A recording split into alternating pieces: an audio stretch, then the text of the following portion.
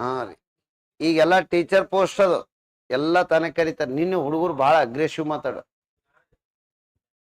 ಸರ. ಒಂದು ವರ್ಡ್ ಯಾವಾಗಲೂ ಯೂತ್ಸದ್ದು ಇರುವ ಎನರ್ಜಿ ಯಾವ ಡಿಪಾರ್ಟ್ಮೆಂಟ್ಗಳನ್ನು ಕಂಟ್ರೋಲ್ ಮಾಡಕ್ಕಾಗಲ್ಲ. ಅರ್ಥ ಅಲ್ಲಿನ ಹೇಳೋದು. ಹಾಗಾಗಿ ಯಾವಾಗಲೂ ಒಂದು ಯೂತ್ಸ ಏನೋ ಒಂದು ಲೇಡೀಸ್ ಸ್ಟ್ರೈಕ್ ಇದ್ದಕ್ರ ಪೊಲೀಸರು ಭಾರಿ ಕೂಲ್ ಅಂಡ್ ಕಾಮ್ ಇರ್ತಾರ. ಸರಿ ಯುವರಾಜ್ ಒಟ್ಟ ಅಗ್ರೆಸಿವ್ ಮಾತಾಡಕ್ ಬರಲ್ಲ. ಯಾಕೇಳ್ರೆ ಅಲ್ಲಿ ಒಬ್ಬನೇ ಹುಯಿ ಅಂದ್ರೆ ಆಯ್ತು, ಅದು ಬೇರೆನೇ ಆತು. ಹಂಗ ಅದಕ್ಕೆ ಏನಂದ್ರೆ ಬಹಳ ಕೂಲ್ ಅಂಡ್ ಕಾಮ್. ಯಾವಾಗ ನಾಳೆ ನೀವಾದ್ರೂ ಡಿಪಾರ್ಟ್ಮೆಂಟ್ದಾಗ ಇದ್ದಕ್ರ ಯೂತ್ಸ್ ಸ್ಟ್ರೈಕ್ ನಡೆದಕ್ರ ಭಾರಿ ಶಾಂತವಾಗಿರ್ಬೇಕು ನೀವು. ಅಲ್ಲಿ ಒಟ್ಟ ಹೀರೋಯಿಸಮ್ ನಡೆಯಂಗೇ ಇಲ್ಲ ರೀ ಹುಡುಗರು ಮುಂದೆ. ಯಾಕಂದ್ರೆ ಆ ಎನರ್ಜಿ ಮತ್ತು ಆ ಏಜೇ ಹಂಗೆ ಇರ್ತದೆ. ನಿನ್ನೆ ಮಾಡಿರುವ ಸ್ಟ್ರೈಕ್ ಬಹಳ ದೊಡ್ಡ ಲೆವೆಲ್ದಾಗ ನ್ಯೂಸ್ ಆಗ್ಯದ ಸರ್.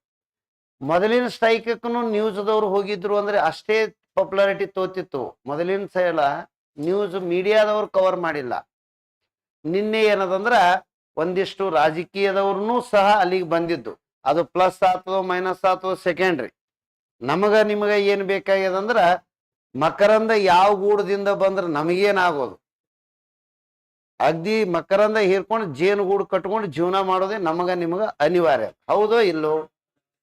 ಆ ಪಕ್ಷ ಈ ಪಕ್ಷ ನಮಗೆ ಏನ್ ಸಂಬಂಧ ಇಲ್ಲ. ನಾವು ನಾಳೆ ಇಲೆಕ್ಷನ್ಗೆ ನಿತ್ತವರಲ್ಲಿ ಕಡಿಮೆ ಸುಮಾರು ಯಾವದನ್ನ ನೋಡಿ ಓಟ್ ಹಾಕೋದು. ಅರ್ಥ ಆಗಲಿಲ್ಲ?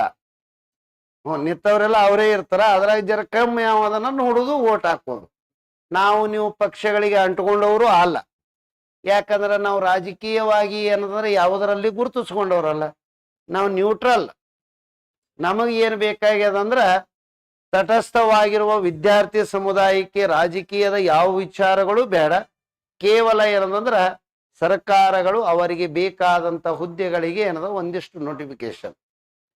ಮತ್ತೆ ಈಗ ಸ್ಟ್ರೈಕ್ ಮಾಡಿದವರು ಅಷ್ಟು ಪ್ರಮಾಣದಂದ್ರೆ ಅಷ್ಟೆಲ್ಲ ನೋಟಿಫಿಕೇಶನ್ ಒಮ್ಮೆ ಮಾಡತ್ತೆ ಯಾರು ಅಂದಿಲ್ಲ. ಅಷ್ಟು ವೇಕೆಂಟ್ ಅದಾವತ್ತೇಳಿ ಅದಾರಿ. ಇವರು ಈ 4 ತಿಂಗಳಿಗೊಮ್ಮ 5 ತಿಂಗಳಿಗೊಮ್ಮ ಒಂದು 5,000 5,000 ಬಿಟ್ರಂದ್ರೆ ಒಂದಿಷ್ಟು ಸರ್ಕೋತ ಹೋಗ್ತಾರೆ. ಹೌದಾ ಇಲ್ಲ? ಈಗ ಏನೋ ಒಂದು ಎಷ್ಟೋ ಅಂದಾರ ನಿನ್ನೆ 53,000 ಏಟ್ರಿ. ಯಾವ 23,000 ನಿಮಗೆ ಯಾವ್ರಿಗೆ ಬರವಲ್ಲವು. ಡ್ರೈವರ್ ಇಂಥವು ಬೇರೆ ಬೇರೆ ಏನೇನದಾವು ಡಿ ದರ್ಜಿ. ಹಾ ರೀ 56 ಅವು ಯಾವ ಹಿಂಗ್ ಜನರಲ್ ಪೋಸ್ಟ್ಗಳು ಅಲ್ಲರಿ. ಇವು ನಿನ್ನೆ ಸ್ಟ್ರೈಕ್ ಅದು ಇವು ಜನರಲ್ ಪೋಸ್ಟ್ ಎಲ್ಲರಿಗೂ ಬರಂತವ್ ಬೇಕು. Teachers, police, PSI, FDA, SDA ಇವು ಬರ್ಬೇಕ್ರಿ. ಅವು ಲಿಮಿಟೆಡ್ ಕೋರ್ಸ್ ಮುಗಿಸದವ್ರದವ್ರಿ. ಅವು ಬೇಕಾಗಲ್ಲ, ಈಗ ಜನರಲ್ಗಾಗಿ ಬೇಕಾಗ್ತವೆ.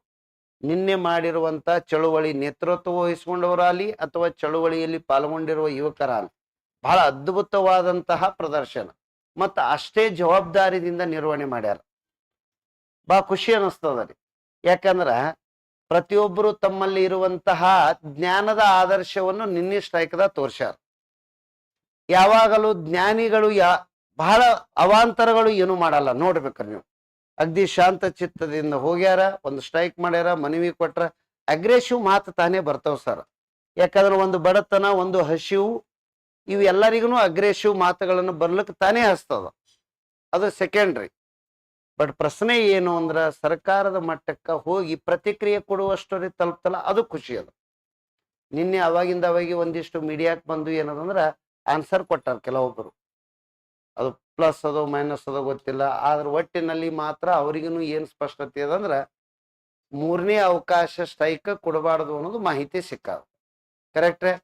ಅದಕ್ಕಾಗಿ ತಮ್ಮ ಏನದಂದ್ರ ಇಚ್ಛಾಶಕ್ತಿಯ ಪ್ರಕಾರ ತಾವು ಸ್ವಲ್ಪ ಶಿಸ್ತುಬದ್ಧವಾಗಿ ಓದಿಬಿಡ್ರಿ. ಕೊಟ್ಟಿರುವ ಅವಕಾಶವನ್ನು ಸದುಪಯೋಗ ಮಾಡ್ಕೋರಿ, ಸುಂದರವಾದ ಬದುಕು ಕಟ್ಕೋರಿ. ಕರೆಕ್ಟ್ ಆಯ್ತ್ರೆ? ಇದನ್ನು ಎಷ್ಟು